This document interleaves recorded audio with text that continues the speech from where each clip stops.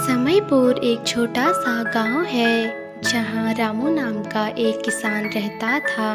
वह बहुत ही गरीब था। उसकी पत्नी और एक बेटी थी।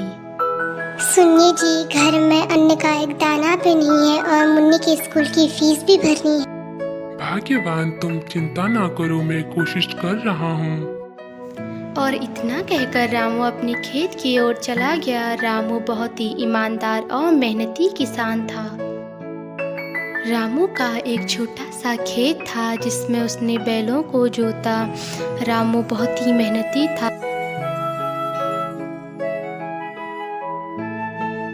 रामू दिन रात सब्जियों के खेतों में काम करता रहता था।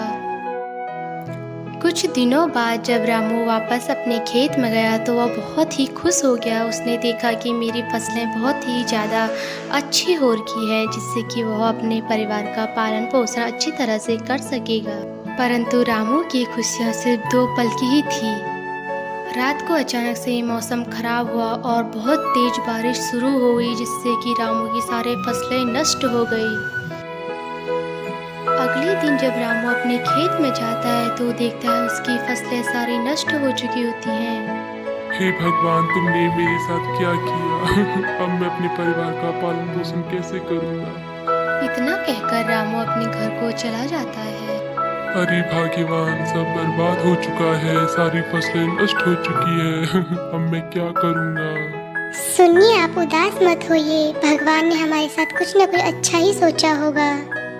फिर अगली सुबह होती है।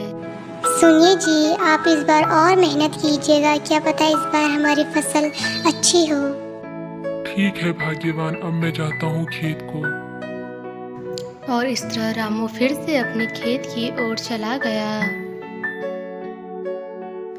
उसने फिर से अपने खेत में दोबारा से काम को शुरू किया। बैल जोते और फसलों को दोबारा से लगाया।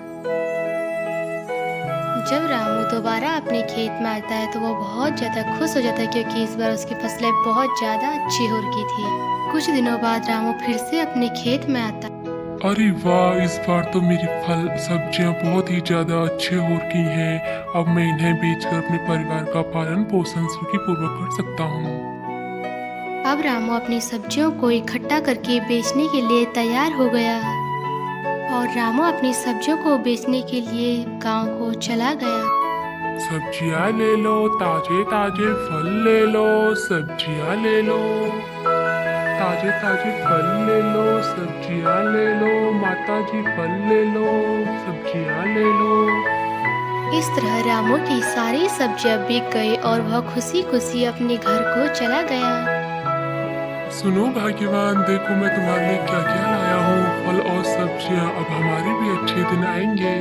मैंने कहा था ना, भगवान हमारे साथ कुछ बुरा नहीं करेंगे। देखो, तुम्हारी मेहनत भी रंग लाई। इसी तरह रामू की मेहनत और उसकी लगन ने उसके जीवन में खुशियाँ भर दी। कुछ महीनों बाद रामू ने अपने परिवार के लिए एक सुंदर सा घर भी बनवाया। अब रामू का परिवार खुशी खुशी अपना जीवन व्यतीत करने लगा। रामू की कहानी हमें यह सिखाती है कि हमें अपने कठिन समय में ईमानदारी और लगन से काम करना चाहिए, जिससे कि हम अपनी तकदीर बदल सकते हैं।